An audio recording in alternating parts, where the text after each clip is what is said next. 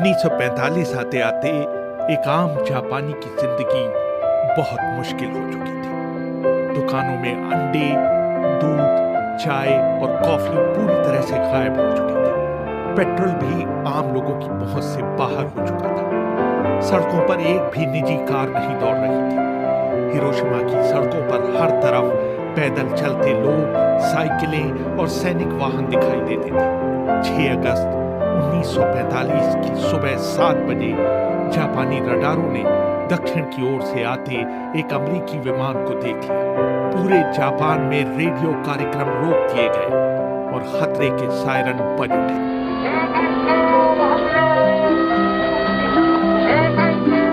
इस जहाज को हिरोशिमा के मौसम की टो लेने भेजा गया था।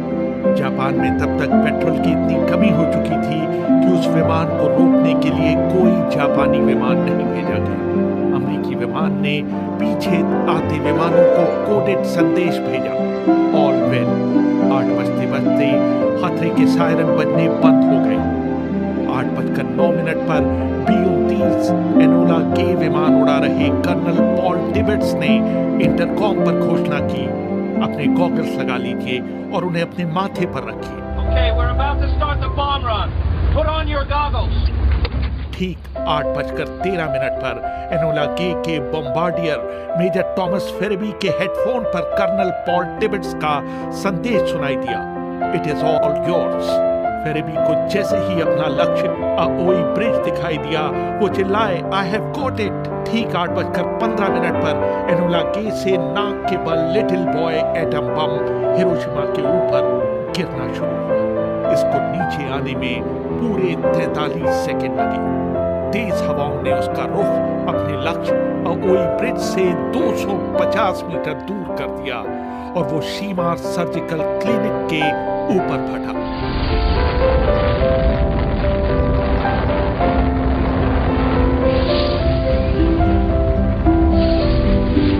बम फटते ही हिरोशिमा के लोगों पर क्या बीती, ग्रेग कोली ने अपनी किताब Nagasaki the massacre of the innocent and annoying में लिखा है। इसकी शक्ति 12,500 टन TNT के बराबर थी और जब वो फटा तो तापमान अचानक 4,000 डिग्री सेंटीग्रेड जा पहुंचा और ऊपर उड़ रहे विमान द ग्रेट आर्टिस्ट के पायलट मेजर चार्ल्स स्वीनी ने एक विशाल आग का गोला बनता देखा।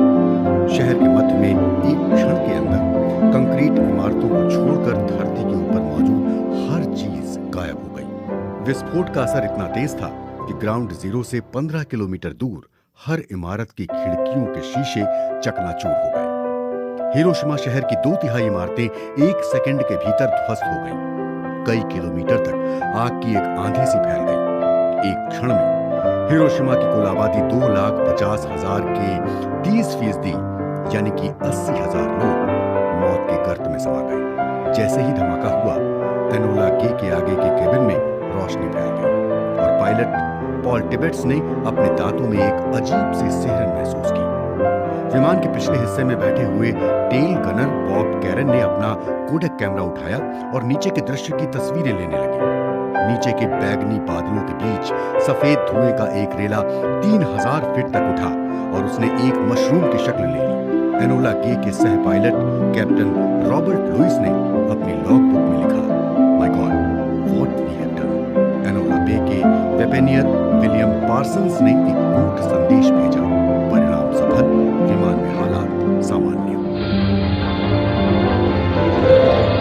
एनोला के कप्तान पॉल टिबेट्स ने बाद में BBC से बात करते हुए कहा, It was something that the imagination really couldn't comprehend.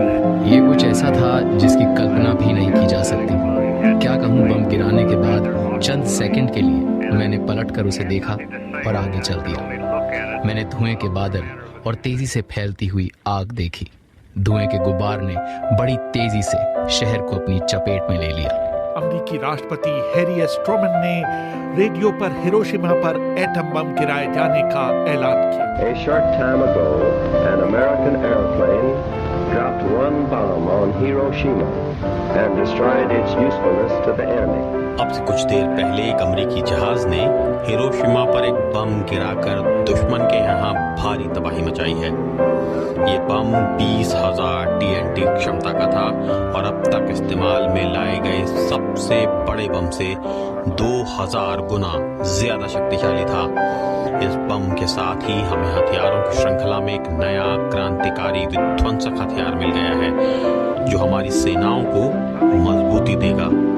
इस समय इस बम का उत्पादन किया जा रहा है, साथ ही इससे भी ज्यादा खतरनाक बमों पर काम किया जा रहा है। ये परमाणु बम है जिसमें ब्रह्मांड की शक्ति है। जिस समय बम गिरा, एक स्कूली छात्रा जिंको क्लाइन अपने कुछ दोस्तों के साथ हिरोशिमा रेलवे स्टेशन के पास खड़ी थी। I had a tremendous explosion. I must have been unconscious for a while. When I came to myself, painful screams for help from everywhere came into my ears. मैंने एक जोर का धमाका सुना। कुछ समय के लिए मैं बेहोश हो गई। जब मुझे होश आया तो देखा हर तरफ से मदद के लिए चीखती दर्दनाक आवाजें सुनाई दे रही थी। मैंने महसूस किया कि मैं सांस नहीं ले पा रही हूँ और मैंने भी चीखना शुरू कर दिया। इसी समय हिरोशिमा स्टेशन भर-भरा कर गिर पड़ा। मैं भागने लगी। मुझे लगा कि आग का गोला मेरा पीछा कर रहा है। तभी मुझे एक जानी पहचानी आवाज सुनाई दी। उसने मुझे मेरे नाम से पुकारा। वो मेरी एक सहेली की आवाज थी। वो मलबे में दबी थी। मैंने उसे खींचकर बाहर निकालने की भरसक कोशिश की, लेकिन तभी वो आग की चपेट में आ गई। उसके हाथ ने मेरे हाथ को भींच रखा था। भरी आंखों के साथ मैंने किसी तरह से अपना हाथ खींचा और फिर भागने लगी। पीछे उसकी चीखती हुई आवाज धीरे धीरे आग और धमाकों के शोर में गुम हो गई। भागते भागते मैं एक पहाड़ी पर पहुंची जहां पर तमाम घायल जले हुए लोग कराह रहे थे। मैं उनके और लाशों के ढेर के बीच कहीं पड़ी थी। शाम को करीब 5 बजे मैं अपने पिता और माँ के पास किसी तरह पहुंची। रास्ते भर में मुझे जले हुए शव, नदी में तैरती हुई लाशें दिखी। शहर से बाहर रहने वाले मेरे पिता तो बच गए, लेकिन मेरी माँ पूरी तरह घायल थी।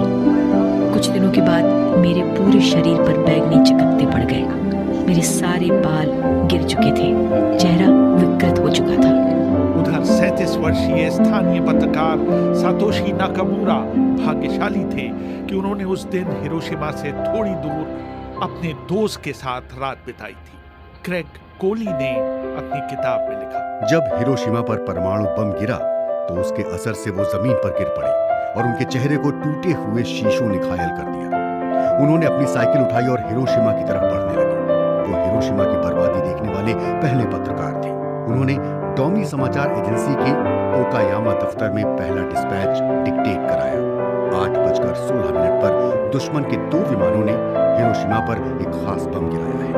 हिरोशिमा पूरी तरह से बर्बाद हो चुका है और करीब 1,70,000 लोग हताहत हुए हैं। जब टॉमी के ब्यूरो चीफ ने ये सुना तो उन्होंने नाकामुरा से कहा कि ये सच नहीं हो सकता कि एक बम से हिरोशिमा में इतने लोग मर गए। उन्होंने उनसे कहा कि वो अपनी रिपोर्ट में हताहतों की संख्या बदल दें, क्योंकि सेना इसे मानने से इनकार कर रही है। नाकामुरा ने टेलीफोन लाइन पर चिल्लाते हुए कहा, सेना मूर्ख है। 3 दिन बाद यानी 9 अगस्त 1945 को एक और B-29 बम वर्षक एक और परमाणु बम लिए जापान के औद्योगिक नगर कोकुरा के ऊपर पहुंचा। विमान के कप्तान ग्रुप कैप्टन लियोनार्ड चेशर ने BBC को बताया, When we got to the primary target, it was partially under cloud, and we received a message they were abandoning that and going on to the secondary target, which was next. हमने उड़ान भरी। जब हम मुख्य निशाने पर पहुंचे तो वहां पर बादल थे। तभी हमें इस जगह को छोड़ने का संदेश मिला और हम दूसरे लक्ष्य की ओर बढ़े, जो कि नागासाकी था। चालक दल ने बम गिराने वाले स्वचालित उपकरण को चालू कर दिया और कुछ ही क्षणों में 4050 किलो का भीमकाय एटम बम फैटमैन तेजी से धरती की ओर बढ़ने लगा। 52 सेकंड तक गिरते रहने के बाद बम पृथ्वी की सतह से 500 फीट की ऊंचाई पर फटा। घड़ी में समय था 11:02। शहर के बाहर कुछ ब्रिटानी युद्धबंदी खदानों में काम कर रहे थे। उन्होंने BBC को बताया, Very, very quiet, and we just stood there and looked. Dead people lying around you. You know, we knew that something. हर तरफ लोगों की लाशें ही लाशें थी। हमें पता चल चुका था कि कुछ तो असाधारण घटा है। लोगों के चेहरे, हाथ पैर गल रहे थे। हमने इससे पहले परमाणु बम के बारे में कभी नहीं सुना था। इस विस्फोट में बच जाने वाले एक और शख्स थे हितोशी टोकाई। घटना के 50 साल बाद उन्होंने उसे याद किया। I wonder if you have seen any picture of hell. Well, पता नहीं आपने कभी नर्क की तस्वीर देखी है या नहीं। नागासाकी उस दिन ऐसा था मानो वहाँ नर्क उतर आया हो। मैंने उस जगह जाने की कोशिश की जहाँ कभी मेरा घर हुआ करता था। मेरी सबसे बड़ी चिंता थी कि मेरे माता पिता कहाँ हैं, मेरी बहन कहाँ है। जब मैं अपने घर के सामने से गुजरा तो वहाँ कुछ भी नहीं बचा था। हर चीज धराशायी हो चुकी थी। मुझे वहाँ कुछ भी नहीं मिला। मैं कैथोलिक धर्म को मानता हूँ जहाँ मरने वालों को दफनाने की परंपरा है।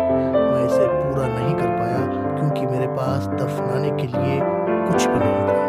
बम गिरने के केंद्र बिंदु के 1 किलोमीटर क्षेत्र की एक एक चीज या तो भाप बनकर उड़ गई या कार्बन बन गई। लगभग 74,000 लोग इस हमले में मारे गए और इतनी ही संख्या में लोग घायल हुए। ग्रेग कोली ने अपनी किताब Nagasaki the massacre of the innocent and annoying में लिखा। तब तक लोगों ने परमाणु बम का नाम तक नहीं सुना था। उन्हें लगा कि आसमान में सूरज फट गया है। अस्पताल के बाहर कोई भी चीज पहचान में नहीं आ रही थी। वहां मौजूद सुनियो तोमिता ने नीचे गिरे अपने दोस्त कामातो को उसके कंधों से उठाने की कोशिश की, लेकिन हाथ में उनके कंधे का मांस आ गया और फिर नीचे गिर पड़े। ज्यादातर मरने वाले या मरते हुए लोगों के मुंह से झागदार खून निकल रहा था। तोमिता उनके बीच जाकर उन्हें पानी देते हुए उनका हौसला बढ़ा रहे थे, लेकिन थोड़ी देर बाद वो और प्रोफेसर सिकी ही जिंदा बचे थे। उनके चारों ओर करीब 20 लाशें बिछी हुई थी। जहां तक देखो आग की लपटें उठती हुई दिखाई दे रही थी। विस्फोट स्थल से करीब 1,500 मीटर दूर एक टॉर्पीडो फैक्ट्री में मित्सुई तकीनो भी जमीन पर गिरी बेहोश पड़ी थी। उन्हें जब होश आया तो उन्हें चारों ओर लोगों की चीख पुकार सुनाई दी। उनके ऊपर ढेर सारा मलबा गिरा पड़ा था। बहुत मशक्कत के बाद वो अपने दाहिने हाथ को आजाद करवा पाने में सफल हो पाए। उन्हें नीचे फर्श पर कुछ नमी महसूस हुई। जब उन्होंने अपने सिर को छुआ तो उन्होंने पाया कि फर्श पर उनका ही खून फैला था और वो उसके बीच खड़ी थी।